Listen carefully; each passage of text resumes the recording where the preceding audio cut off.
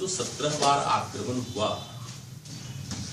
गजनवी का भारत पर जो 17 बार सैन्य अभियान हुआ, मैं ये बतलाना चाहता हूं कि इसका उद्देश्य राजनीतिक नहीं था, आर्थिक था।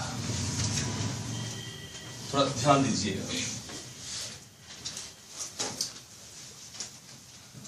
मैं अभी अब सेंट्रल एशिया की बात कर रहा हूं, चूंकि मैं तुर्क रीजन की बात कर रहा हूं,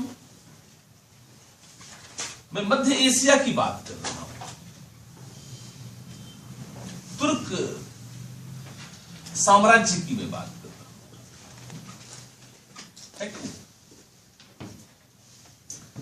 तो मोहम्मद गजनवी का भारत पर जो 17 बार सैन्य अभियान हुआ है, देखिए वेस्ट एशिया में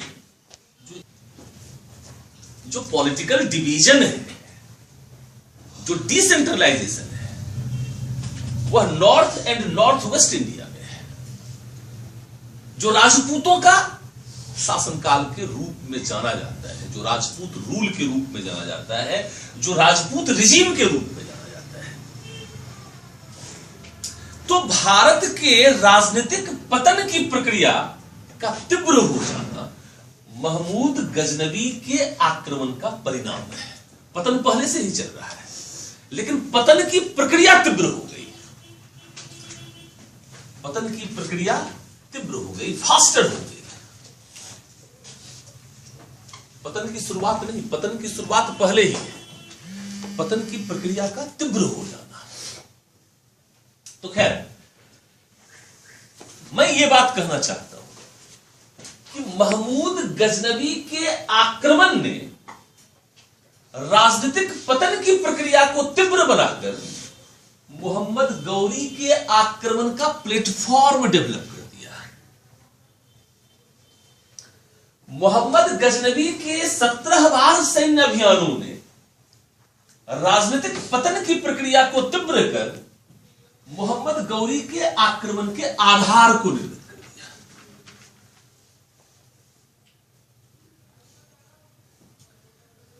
"17 times military campaign of Mahmud Ghaznavid became base of attacks of Muhammad Ghori." मैं ये बात करना चाह रहा हूं।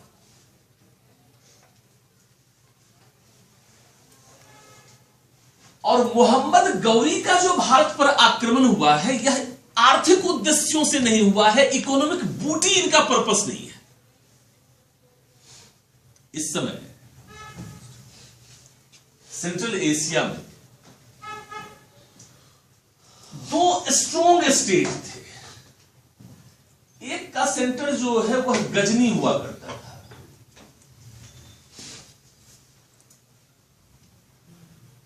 गजनी मूवी भी देखी होगी ना आप लोगों ने। हम लोगों ने पहले ये सोचा था गजनी मूवी में कि जरूर कुछ न कुछ गजनी से इसका कनेक्शन रहा होगा। मैं खास करके चूंकि हिस्ट्री का नॉलेज था, तो मैं सोचता था कि आमिर खान जो है वो कोई हिस्टोरिकल फिल्म बना रहे हैं। आजकल तो हिस्टोरिकल फिल्म बनाने का प्रचलन ही है ना। तो मैं ये सोच रहा था, यहां पर जो एक स्टेट है,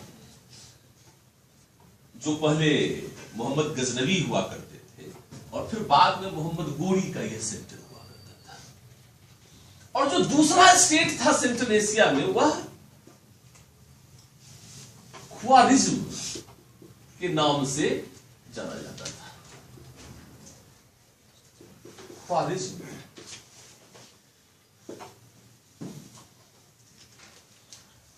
जब देखिएगा, 2 स्टेट हुआ करते थे। एक का सेंटर गजनी था और दूसरा जो था वह ख्वारिज्म था। एक वेस्ट में था और ये ईस्ट में था। मैं सेंट्रल एशिया की बात कर रहा हूं। एक पश्चिम में था, एक दूसरा पूर्व में था। तो because of presence of strong Khwarezm empire in Central Asia, Ghazni और मोहम्मद गोरी could not proliferate his empire in west region. So Muhammad Ghori compelled to attack over India in order to proliferate their empire.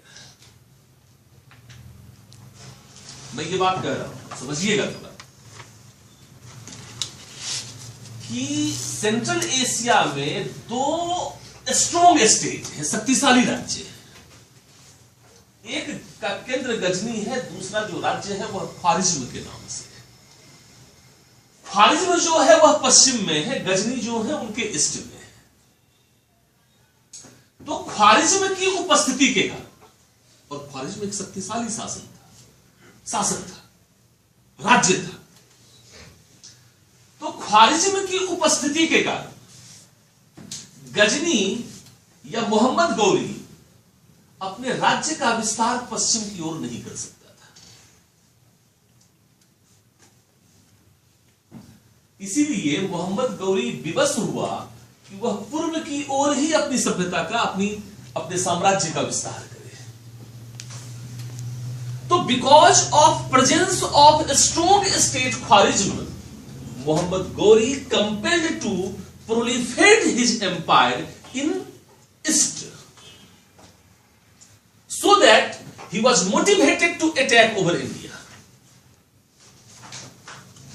इसीलिए चूंकि पश्चिम में ख्वारिज्म की उपस्थिति के कारण साम्राज्य विस्तार की संभावनाएं न्यून थी, छीन थी, इसीलिए मोहम्मद गौरी ने पूर्व की ओर अर्थात भारत पर आक्रमण करने का निश्चय किया।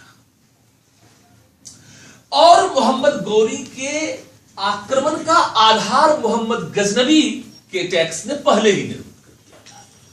तो इस कारण से यहां पर 1175 टू 1206 के बीच में, अर्थात 1175 से 1206 के बीच, अंततः मोहम्मद गौरी के नेतृत्व में जो भारत पर आक्रमण किया गया, उस आक्रमण के कारण सल्तनत की स्थापना संभव हो सकी। Because of